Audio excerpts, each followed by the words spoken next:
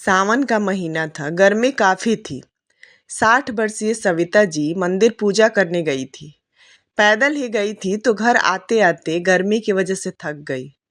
घर आकर उन्होंने सोचा कि थोड़ी देर एसी चला लेती हूँ, थकान कम हो जाएगी। पति रामलाल जी अपनी आराम कुर्सी पर बैठे अखबार पढ़ रहे थे। सविता जी एसी चलाकर पलंग पर अभी बैठी ही थी कि अचानक उनकी बहू तान्या अंदर आई और एसी बंद कर दिया। सविता जी एकदम चौंक गई। नजर सामने पड़ी तो बहू तान्या के हाथ में रिमोट था और एसी उसने ही बंद किया था। सविता जी हैरानी से पूछा कि क्या हुआ तान्या, एसी क्यों बंद कर दिया? वह बहुत हैरान थी। उनको अभी कुछ समझ में ही नहीं आ रहा था। कुछ और बोलती कि तान्या की आवाज आई कि मम्मी सारा दिन एसी चलता रहता है, कितना बिजली का बिल आता है, थोड़ा देख कर चलाया करें। आवाज थोड़ी तेज थी तान्या की। सविता जी को पहले तो समझ ही नहीं आया कि बहू क्या बोल रही है, और जब समझ आया तो गुस्से में मुंह लाल हो गया। रामलाल जी ने अखबार चेहरे के सामने से हटाया, पहले बहू की तरफ देखा, फिर नजर अपनी पत्नी की तरफ दोहराई। बहू से बोले कि यह कौन सा तरीका है तान्या मम्मी से बात करने का? वो चल के आई है, गर्मी लग रही है तो अब क्या वो एसी नहीं चला सकती है? पापा, आपको पता है ना कितना बिल आ जाता है और वह हमें ही भरना होता है। आपको क्या पता, आप तो सारा दिन बस अखबार में खोए रहते हैं या फिर दोस्तों को बुलाकर चाय पानी पिलाते रहते हैं। हमें भी बच्चों का सोचना है, इसलिए आज से ये रिमोट मेरे पास रहेगा। दिन में 1 घंटे और रात में सोने के टाइम बस 2 घंटे एसी चलेगा। मैं खुद आकर चला दिया करूँगी। यह कहते हुए तान्या रिमोट लेकर तमतमाती हुई कमरे से बाहर चली गई। सविता जी तो जैसे पत्थर हो गई। रामलाल जी ने पत्नी की तरफ देखा। उनकी हालत देखकर थोड़ा घबरा गए और पत्नी के पास गए। कंधे पर हाथ रखा ही था कि पति का स्पर्श पाते ही सविता जी फूट फूट कर रोने लगी। रामलाल जी ने पत्नी को रोने दिया। पत्नी का हाथ पकड़कर वहीं पलंग पर बैठ गए। सविता जी का रोना अब सिसकियों में बदल गया था। रामलाल जी ने उठकर साइड टेबल पर रखे जग से पानी का गिलास भरा और पत्नी को दिया। सविता जी थोड़ी शांत हुई। उन्हें अभी भी विश्वास नहीं हो रहा था कि जो उन्होंने सुना वह सही था या कोई सपना। पति को कुछ कहने के लिए मुंह खोला ही था कि उन्होंने पत्नी को चुप रहने का इशारा किया और चुपचाप अपनी आराम कुर्सी पर आकर बैठ गए। पत्नी को इशारा किया कि वह थोड़ी देर लेट जाए और खुद कुर्सी के पीछे लगकर आंखें बंद करके सोच के गहरे सागर में गोते लगाने लगे। उन्हें समझ नहीं आ रहा था कि क्या हो गया। एक तूफान आया और सब तितर बितर कर दिया और पीछे छोड़ गया एक अनकहा दर्द। पत्नी की तरफ देखा तो वह भी आंखें खोले उनकी तरफ ही देख रही थी। घर की हवा में बदलाव तो वो पिछले 2-3 महीने से ही महसूस कर रहे थे। बहू का बिना बात के खींचना, बेवजह चीखना चिल्लाना। पहले बेटा आते जाते मिलता था, पर अब सिर्फ डिनर टेबल पर ही दिखता था। रामलाल जी या सविता जी कुछ पूछते तो बस हाँ या ना में जवाब मिलता था। रामलाल जी 2-3 महीने पहले जो हुआ वो सोचने लगे। 2-3 महीने पहले बहू ने 1-2 बार इशारे इशारे में जता दिया था कि यह मकान उनके नाम कर दें। रामलाल जी ने सोचा भी कि बाद में भी उन्हीं का होना है तो नाम कर देने से क्या फर्क पड़ेगा। वो तैयार भी हो गए अपना मकान बहू के नाम करने के लिए। लेकिन उनके साढ़ू साहब को जब पता चला तो उन्होंने सलाह दिया कि भाई साहब, अपने जीते जी मकान किसी के नाम नहीं करना। हो सके तो वसीयत जरूर बना लो और उसमें भी मकान पहले अपने पत्नी के नाम लिखना, उसके बाद बेटे के नाम। पत्नी का बुढ़ापा मत खराब करना। आपके बाद कम से कम आपकी पत्नी को इज्जत की 2 रोटी तो मिलेगी इसी मकान के लालच में। और उन्होंने ऐसा ही किया। यह जरूर था कि बेटे बहू को इस बात की जानकारी नहीं दी। यह सलाह भी साढ़ू भाई ने ही दी थी कि औलाद का असली रंग देखना हो तो झूठ बोलकर देख लो, सच्चाई सामने आ जाएगी। लेकिन इतनी जल्दी नकाब उतरेगा यह नहीं सोचा था। रामलाल जी ने सोचते सोचते एकदम से सिर हिलाया, जैसे किसी निर्णय पर पहुंच गए हैं। रात को दोनों चुपचाप डिनर के लिए डाइनिंग हॉल में आ गए। बेटा बहू पोता पोती सब थे। चुपचाप खाना हुआ। बच्चे खाना खाकर अपने कमरे में चले गए।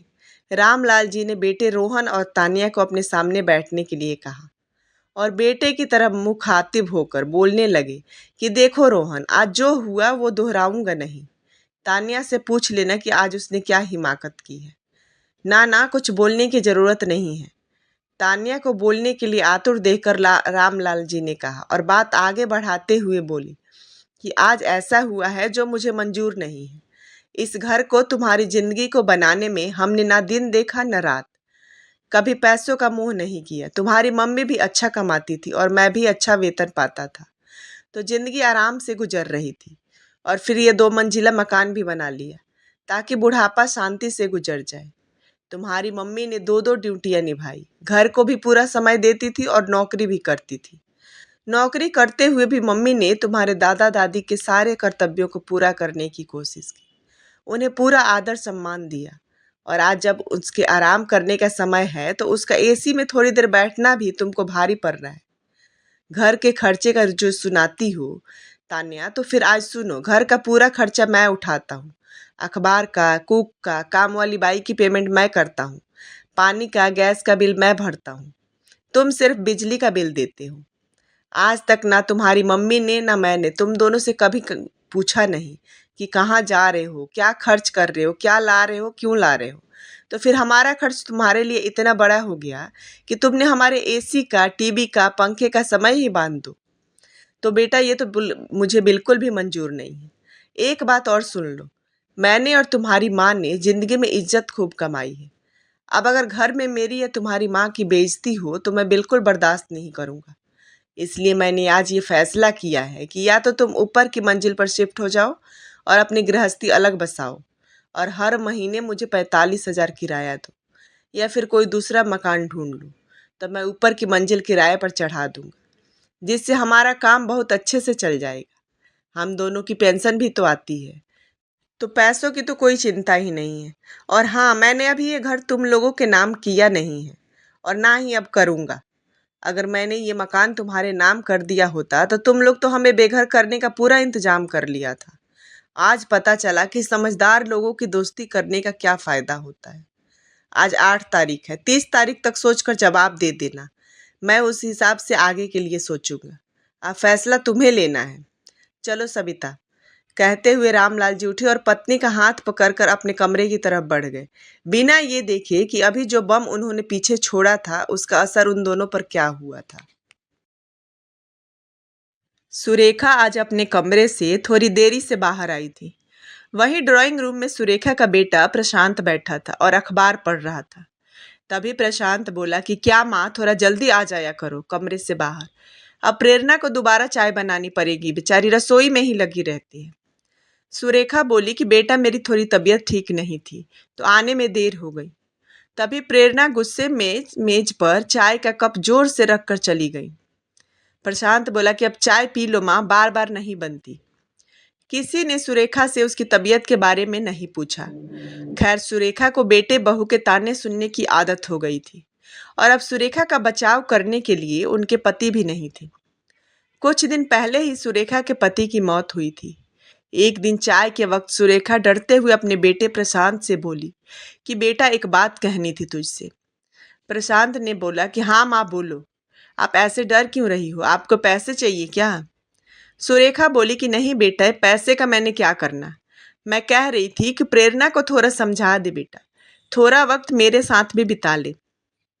तेरे पापा के जाने के बाद से बहुत अकेलापन महसूस होता है। अब तू ऑफिस चला जाता है, उसके बाद बहू बस खाना बनाकर अपने कमरे में ही रह जाती है।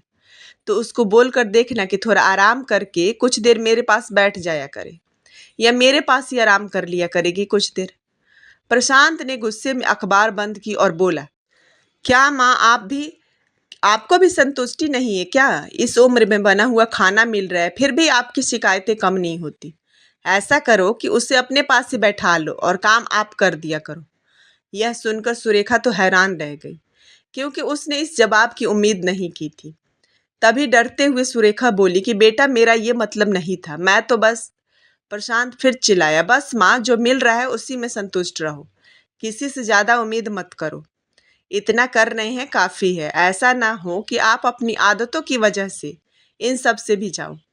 शुक्र मनाओ कि घर तो है आपके पास, वरना वृद्धा आश्रम की कमी नहीं है दुनिया में।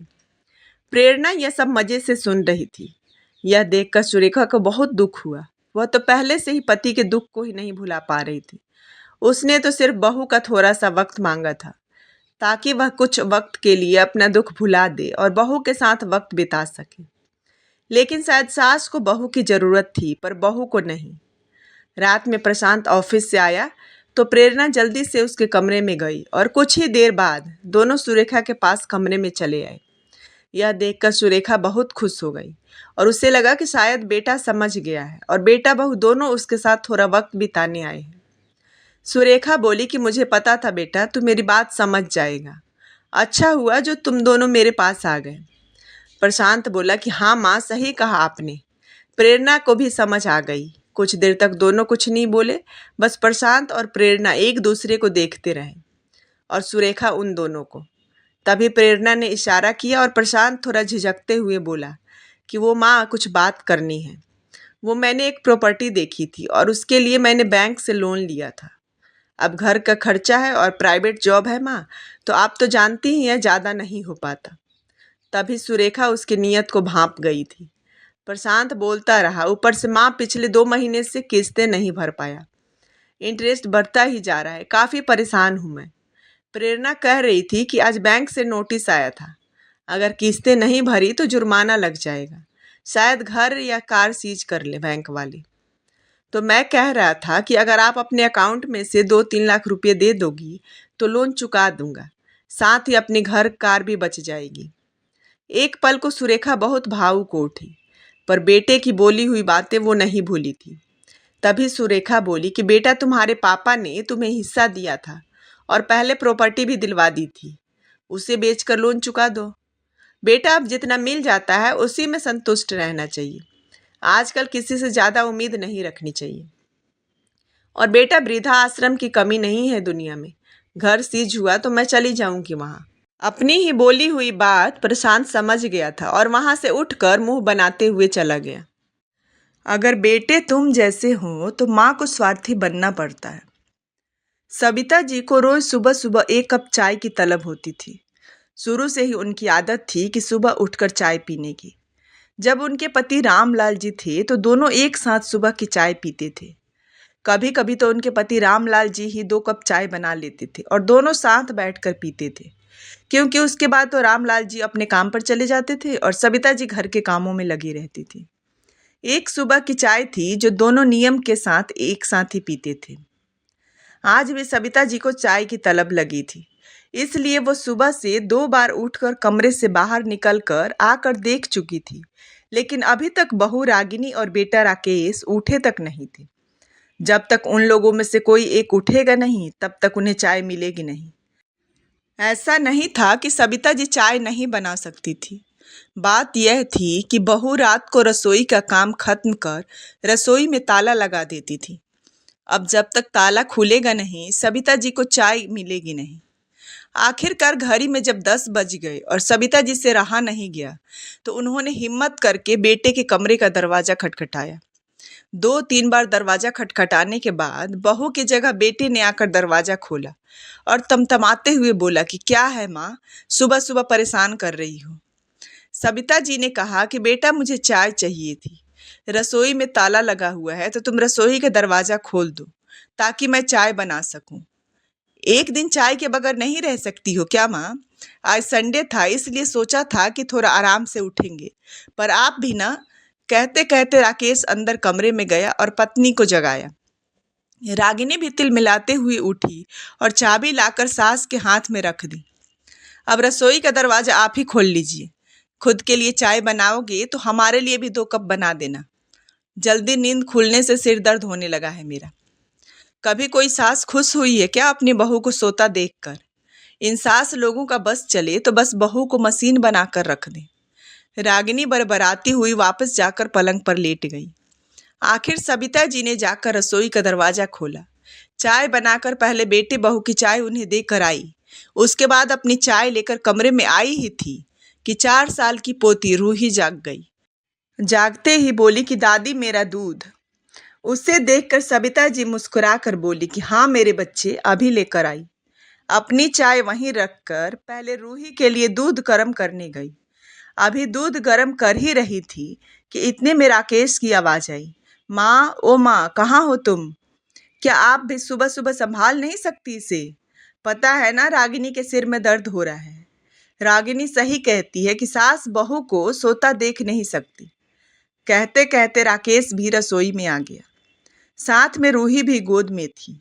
उसे देखते ही सविता जी बोली कि बेटा, मैं तो दूध गर्म करने आई थी। मुझे नहीं पता कि ये कब तुम्हारे कमरे में चली गई। तो ध्यान रखना चाहिए था ना आपको। बस काम का बहाना चाहिए। मानता हूँ कि अब सास हो, पर बहू को भी तो इंसान समझो। वही है जो आपकी जिम्मेदारी निभा रही है। नहीं तो दूसरे बेटे बहू ने तो आपको रखने से ही मना कर दिया था।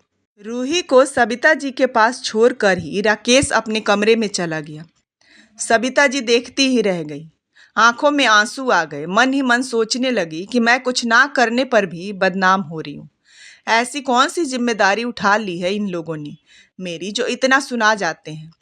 ऐसा सोचकर सविता जी ने अपने आंसू पोंछे और रूही और उसका दूध लेकर कमरे में आ गई। नाश्ते के समय राकेश ने रागिनी से कहा कि तुम्हारी तबीयत ठीक नहीं है तो मैं माँ से कहकर नाश्ता बनवा लेता हूँ ताकि तुम आराम कर सको। रागिनी ने कहा कि रहने दो, उनसे कुछ मत कहना, मैं नाश्ता खुद ही बना लूंगी। राकेश ने बोला कि अरे, पर तुम्हारी तबीयत ठीक नहीं है। नहीं नहीं, मैं खुद ही नाश्ता बना लूंगी। उनका क्या भरोसा, कौन सा सामान उठाकर अपने दूसरे बेटे बहू को देकर आ जाए। अक्सर रसोई से सामान कम हो जाता है। मुझे तो पूरा यकीन है माँ जी ही सामान की हेरा फेरी करती हैं और अपने उन बेटे बहू को देकर आ जाती हैं। इतना कहकर रागिनी जाकर रसोई में नाश्ता तैयार करने लगी। रागिनी को रसोई में नाश्ता तैयार करते देखकर राकेश गुस्से में आकर सविता जी से बोला, देख लो, ये सब आपके कारण है। उसकी तबीयत खराब है पर फिर भी नाश्ता तैयार कर रही है। आपकी इन्हीं हरकतों के कारण परेशान हो चुके हैं हम। पता नहीं भगवान भी हमें चैन से कब रहने देगा। सविता जी उसकी बात सुनकर हैरान रह गई। सुनकर अपने कमरे में चुपचाप शांतिपूर्वक बैठ गई।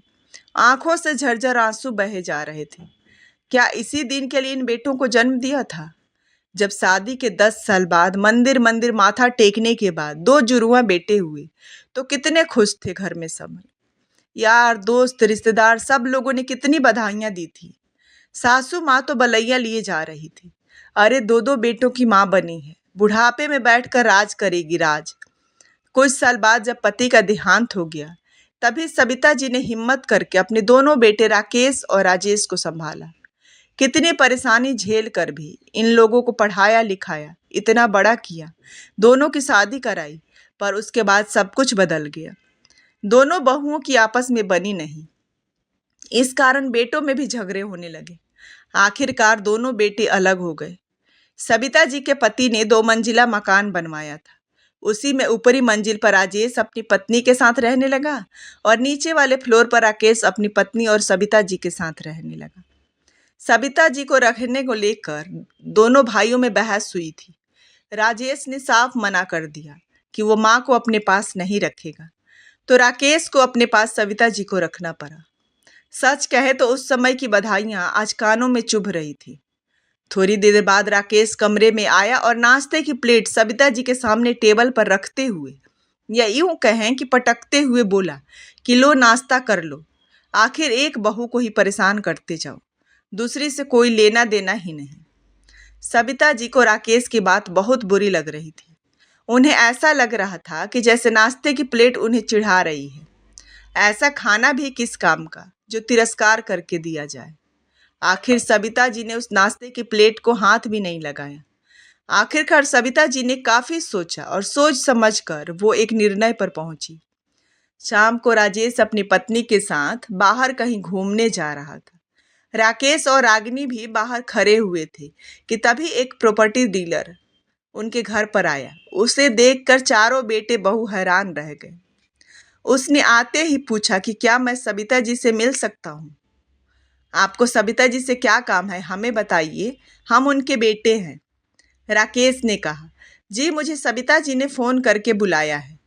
सब एक दूसरे को हैरानी से देखने लगे। इतने में सविता जी अंदर से आई। क्या आप ही सविता जी हैं? ब्रोकर ने पूछा। जी मैं ही सविता हूँ, और आप? जी आपने सुबह फ़ोन किया था मकान को बेचने की बात करने के लिए। अरे हाँ, मैंने ही आपको फ़ोन किया था। इससे पहले सविता जी आगे कुछ कहती, राकेश बोला कि कौन सा मकान बेच रही हो आप? हमसे पूछे बगैर आप ये निर्णय कैसे ले सकती हो? माँ, मकान बेच दोगी तो हम कहाँ जाएंगे? राजेश ने भी कहा। कभी मेरे बारे में सोचा था कि मैं कहाँ रहूंगी, कैसे रहूंगी? सुनाने में तो तुम लोग मुझे कोई कसर नहीं छोड़ते हो। मकान तो मेरे पति का बनाया हुआ है, मेरे नाम पर है। फिर किस हक से मकान में हिस्सा मांग रहे हो? सबिता जी ने गुस्से में कहा। पर माँ जी, समस्या क्या है? मकान बेच दोगी तो आप उन पैसों का क्या करोगी? रागिनी ने कहा। सोच रही हूँ कि वापस गांव चली जाऊं, जहां से जिंदगी की शुरुआत हुई थी। वहीं जाकर अपनी जिंदगी के अंतिम दिन देखूं। इसलिए मैं मकान बेचकर गांव में ही जमीन खरीद रही हूँ और वहीं रहूंगी। सविता जी ने जवाब दिया। फिर हम लोगों को क्या? छोटी बहू ने कहा।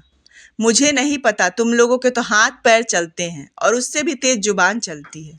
अपने आप कमाओ और प्रॉपर्टी बनाओ, बाकी मुझे नहीं पता। सविता जी ने मुंह फेरते हुए कहा। माँ, तुम इतनी स्वार्थी कैसे हो सकती हो? राकेश और राजेश एक साथ बोले। जो भाई एक दूसरे की शक्ल देखना पसंद नहीं करते थे, आज एक साथ हो गए थे। माँ को महानता का चोला मत पहनाओ। तुम जैसे बेटे स्वार्थी हो सकते हैं, वैसे ही माँ भी स्वार्थी हो सकती है। और तुम जैसे बेटे हो तो माँ ऐसी ही होनी चाहिए। मैं तो यह मकान बेच रही हूँ और यह मेरा अंतिम निर्णय है। तुम लोग अपना बंदोबस्त देख लो। कहकर सविता जी उस ब्रोकर को मकान दिखाने चल दी। कुछ महीनों बाद वो मकान बिक गया और सविता जी गांव में एक मकान लेकर वहीं रहने लगी। फ्री टाइम में वहां के बच्चों को पढ़ाती थी और गांव के शांत वातावरण में अपनी जिंदगी जीती थी। अब उनको किसी की जली कटी और तिरस्कार भरा भोजन नहीं खाना पड़ता था। यहाँ तो वो अपनी मर्जी से रहती थी और वो बहुत खुश थी, क्योंकि यहाँ कोई रसोई में ताला नहीं लगता था। वह खुद की मालकिन थी। Thanks for watching.